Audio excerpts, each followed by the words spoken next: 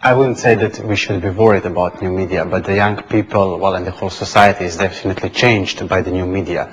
The style of how we are perceiving and receiving information has drastically changed over the years, and we have to be aware that with this change, many of the new threats are also coming. We have to be aware of that. We have to be cautious users of the new media, but we should not be worried about it or scared from it.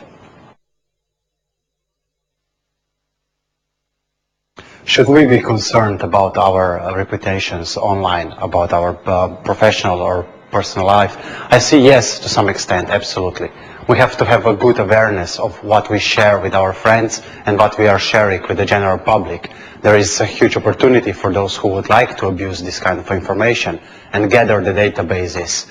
I believe that this should be regulated, strictly regulated, even in the broader European region, or while the opportunities should not be hampered, and the young people should have these opportunities, and they are, I believe, living the most out of it and gaining the most out of it. Well, yes, to some extent. I believe that the regulation of the new media and of our e-life, so to say, is needed to some extent. But what I find even more important is that there are educational programs in place, that living in this new society with all these new tools, which are so big chunk of a young person's life, that this has to be addressed through the curriculum in schools, through non-formal educations, through parents also.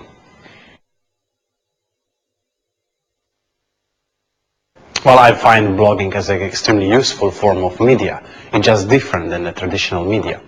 And I believe that the extent to which we can believe into the blogs or any kind of media is the extent of trust we are exercising towards the one who is publishing the information.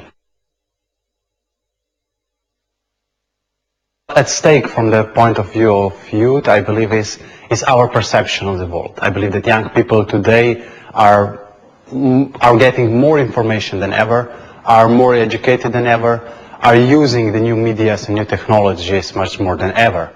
On the one hand, they are much more computer literate, while on the other hand, the literacy of media or perception of information is not that high. I believe that we have to work on this, on how to perceive, how to know what is good, what is bad, to know what are the seeds, what are the grains, in this sense, and that young people today have the possibility to fully use the opportunities which these technologies are bringing and internet is bringing, and I believe that their involvement in public life, their participation, their full extent of the human rights is today also the question of do they have enough and good enough access to these information.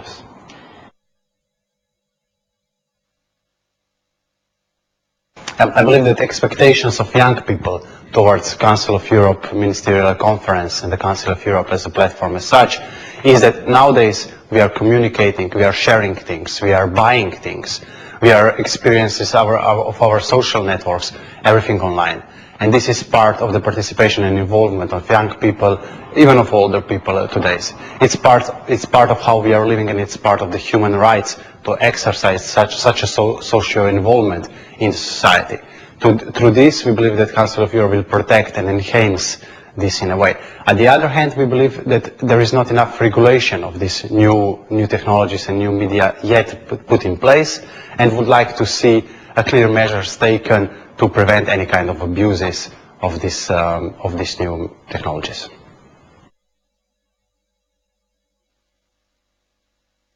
I believe that the role of youth organizations is foremost in bringing forward the non-formal education and the informal education tools and aspects in order to ensure that young people are very aware of the threats and the opportunities which the new media is offering to them.